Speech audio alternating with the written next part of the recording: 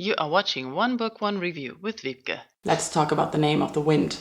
Seriously, people, this is an awesome novel. I'm desperately in love with it. This is a high fantasy novel, and it starts off in the middle of nowhere in an inn, and we meet the innkeeper, Code, or Quoth as his real name is, and we automatically start liking him. At least I did. It was like sort of an insta-love, if you want to say that. You meet this character, he's kind of dark, he's mysterious, but you kind of know that he's good and he's fascinating. He's one of those people you're automatically drawn to. So that's what this main character is. And so that's where the story begins, in this inn. And then some things happen and all of a sudden there is this chronicler. And because our hero is this mysterious hero of the world we're in, that everybody has a lot of rumors and stories about, but nobody knows the truth. Chronicler, he's writing down the stories of people, and he's desperately trying to get the story of Quoth. So when he runs across him, he's just, please tell me your story and I'll do whatever you want. And so Quoth says, okay, I'll tell you my story. And that's what this book is. But don't get me wrong, it's only the beginning. We're not even close to what is happening there. Quoth is still a big mystery to me, but I've learned a lot about his life, about his childhood, about how he entered university, and when we end, he's still at university. But he's growing a lot, he's learning a lot. We learn that he's a very smart and intelligent person. He's very talented when it comes to magic and also when it comes to music. He's been born to a race of troopers, like people acting and living on the road.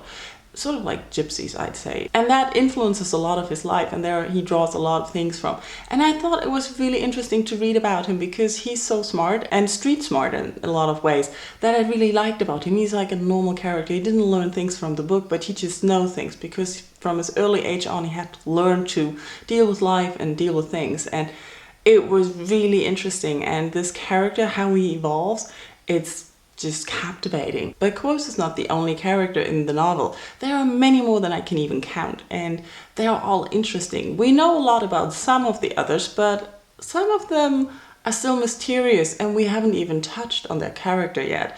And it's really captivating, and how all these characters are built. They're not just flat and stock figures. Some maybe, but others, there's personality in there.